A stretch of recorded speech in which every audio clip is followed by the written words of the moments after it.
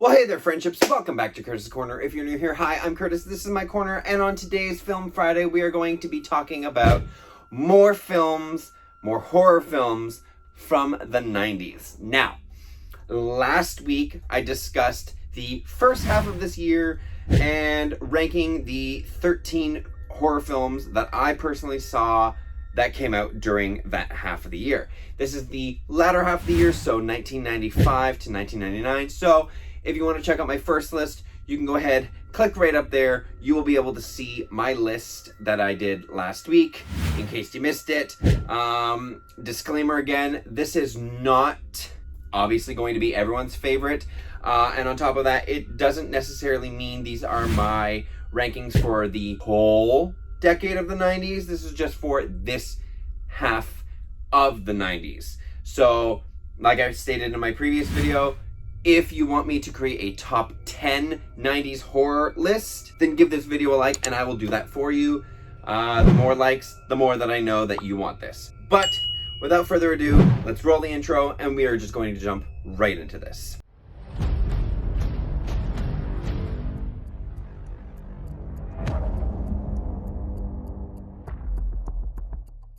So this half of the decade, there are going to be 18 films on this list. And so, coming in at spot number 18 is The Village of the Damned. Honestly, I don't remember too much about this film. That's kind of how forgettable it is. I've never seen the black and white version. This, I feel like the black and white version might be better. It's probably worse acting.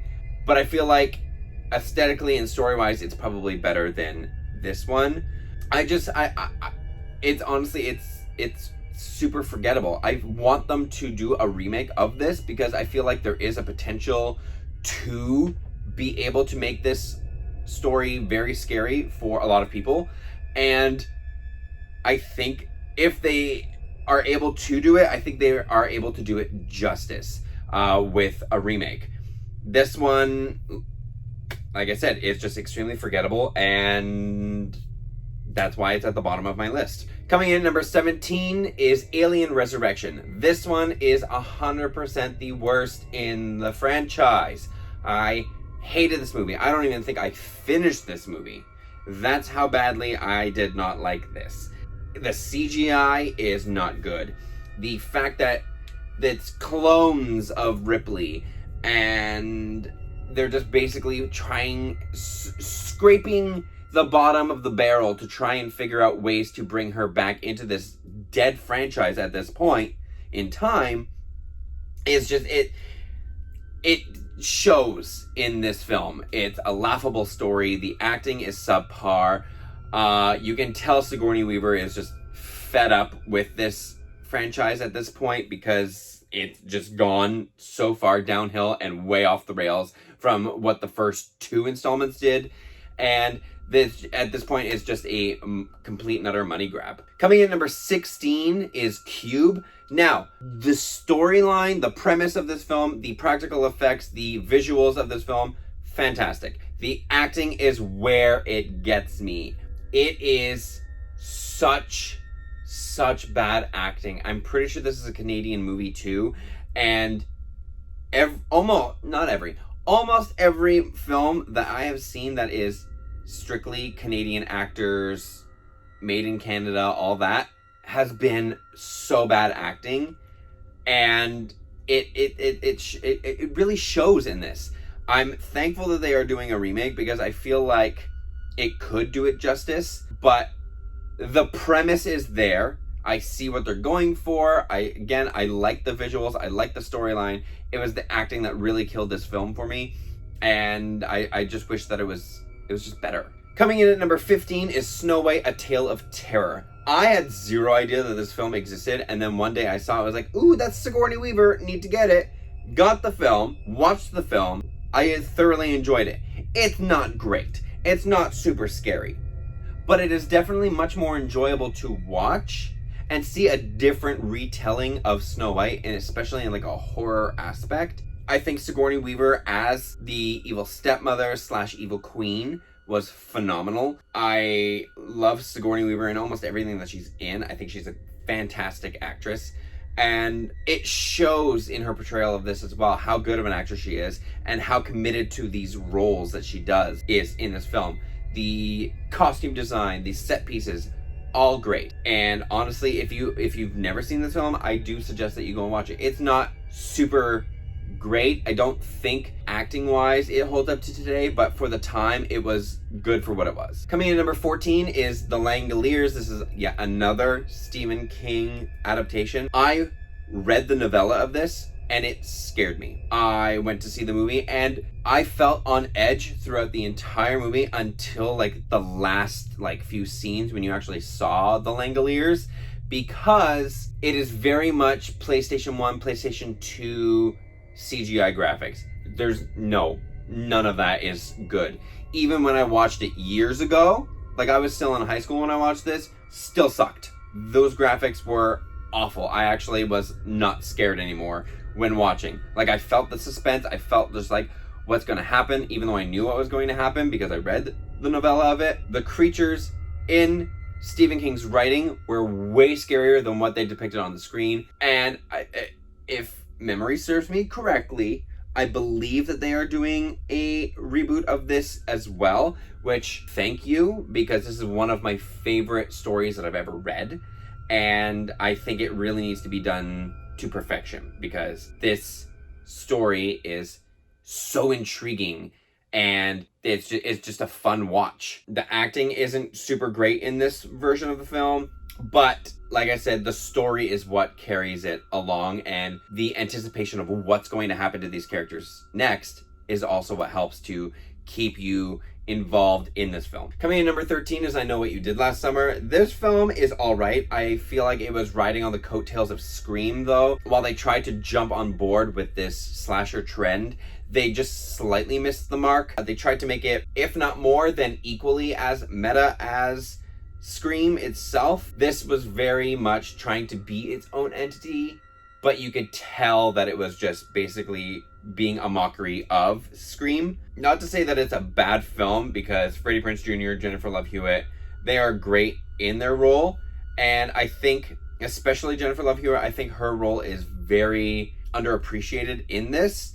I think only recently I've seen more appreciation for her role in this, but the storyline could be improved upon in order to make it more its own entity rather than a cheap knockoff of Scream. Coming in number 12 is The Mummy. This film, I enjoyed it. I enjoyed Brendan Fraser in this role. What I don't super enjoy is how comedic they made it. I really wanted it to be a darker tone. They basically took out a lot of the horror elements from the original Mummy that they are now rebooting with this, and just replaced it with more action and comedy. The action is fine, because in a movie like this, you do need action, 100%. The horror there's a lot of horror elements still in there where it's like some jump scares, you have the creepy visuals, but it's the comedy. I think there's an overuse of comedy in this that kind of takes away from the horror elements within this film, and that's why I brought it down as low as I did on this list. Number 11 is Urban Legend. Now, again, within a slasher film, this is coming off of Scream. I don't know if I Know What You Did Last Summer came out before this or after this, but it's still giving off like the same vibes.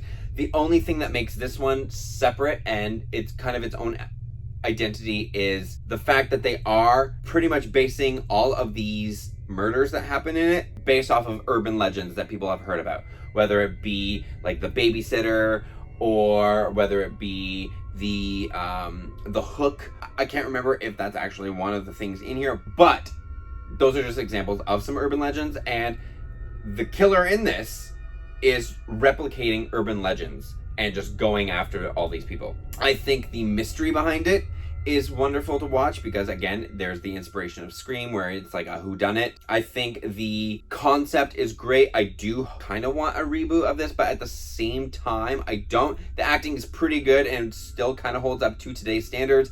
It has Jared Leto in it as well. It's just an all-around enjoyable film. and I don't think that you'll really be disappointed watching it. Number 10 is The Lost World Jurassic Park. Now, this one I find was not as good as the first one. However, I enjoyed the fact that they kind of brought all the dinosaurs into the city and how it was not so focused on just the island this time. It made it an interesting sequel, not a great sequel, but an interesting one. They definitely did sideline a lot of characters, which was kind of disappointing. However, one of the side characters from the first one, Jeff Goldblum, became the main character, and I thoroughly enjoyed him. He's quirky, he's fun, he definitely keeps this series pretty much going, even though he wasn't in the third or the fourth. However, he does keep this series going, and the character development that he has, especially coming from the first to the second, there's a lot of character development for him. It's not great character development, but it's an interesting one, and it shows where the character is heading for the future. The use of practical effects are still at play in this film as well, and again, they still hold up. You cannot tell me when looking at these dinosaurs that they are not real, aside from the fact that they actually don't exist. However, they are real dinosaurs. Coming in number 9 is The Sixth Sense. This is absolutely one of my favorite films of all time. I've probably watched this one like 4 or 5 times. Haley Joel Osment and Bruce Willis in this film are fantastic. The twist at the end is just mind-blowing. I did not see it coming. I thought this was like just amazing. And then upon rewatch, you kind of like put the clues together and you're like, ooh, okay, I can see it now. After knowing the twist, you can see all the connections that lead up to the twist at the end, and it doesn't come as a surprise, but it just makes the movie so much more enjoyable upon rewatch, just knowing kind of like the outcome and just kind of showing basically what you never noticed before the second or third or fourth time around. And each time you kind of watch it as well, you kind of pick up on new things that you may have missed in a previous watch. Coming in number 8 is Sleepy Hollow. This is one of my favorite films as well. Johnny Depp, Christina Ricci, Tim Burton just directing. I fell in love with this story as a kid, where Disney did the Adventures of Ichabod Crane and they did the adaptation of The Headless Horseman and that. This is just basically the live action of that. It is so well done. The performances, the visuals, the storyline, everything about this is like near perfection. The only reason why it's not higher on the list is because other films were just slightly better, but I have watched this one 5 to 8 times. It is so well done, and I will continuously rewatch this over and over and over again. Number 7 is The Faculty. Now, you may be thinking, wait a minute, I thought you said everything above Sleepy Hollow is done better. And yes, I did say that. And The Faculty doesn't, it has its questionable acting moments. However, the premise, the storyline, the just nostalgic 90s era that this exudes is just what brings it higher. It is such a fun movie to watch over and over again.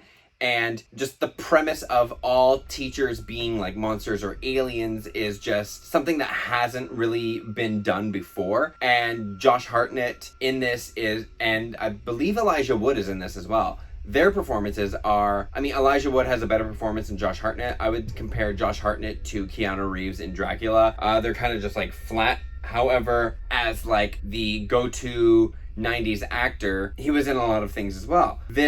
It's just, it's such a fun movie to watch. The horror elements are there. There could be a lot more, obviously, but they're there and they just add to the fun of this movie. Number 6 is Halloween H2O. This is nowhere by means a good Halloween film. However, it holds a special place in my heart because it is one of the first few Halloween movies that I ever saw to completion. Aside from obviously Halloween and Halloween 2, this was the next one that I had actually seen, and the ending of the film is just what solidified it as a fun, great, definitive, really, end to the Halloween franchise. And when they added more, I was like, wait, what's happening? This, I love Jamie Lee Curtis as Laurie Strode. Again, Josh Hartnett is in this, 90s heartthrob. His performance in this is a lot better than what it was in The Faculty, but it is a fun premise. It's an interesting storyline. The mask is the only downfall, considering they have, I think, like 3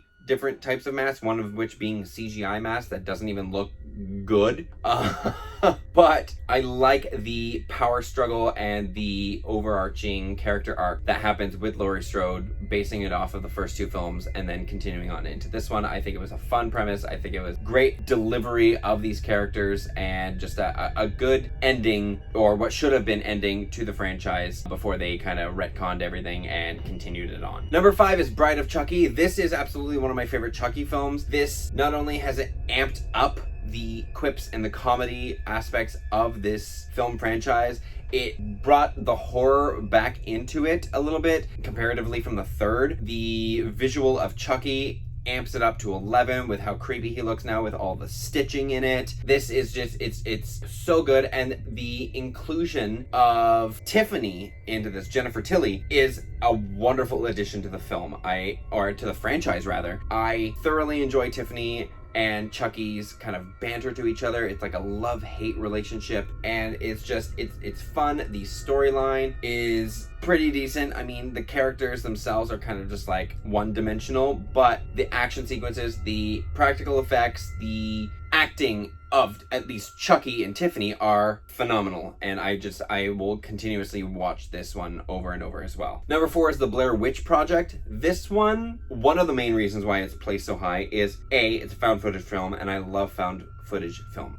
B, the campaigns and the promotion of this film were so well done. The fact that they made it seem like it was so real, the commitment to having the 3 actors disappear for like months to kind of almost prove that this film was an actual found footage film. The fact that they got no-name people no one's ever heard of to do the acting. They didn't really give them a script except for, hey, here's an outline of what's going to happen in today's day. And then they actually like film them in the woods, actually camping, actually playing out. And a lot of the reactions in the film are very genuine. They did fight with each other. They were really actually terrified being in the woods alone in the dark, not knowing what is going to happen and when. The storyline of this as well is just, it's good. And the fact that you never see the Blair Witch in this film at all, and yet it still freaks you out, is what brings this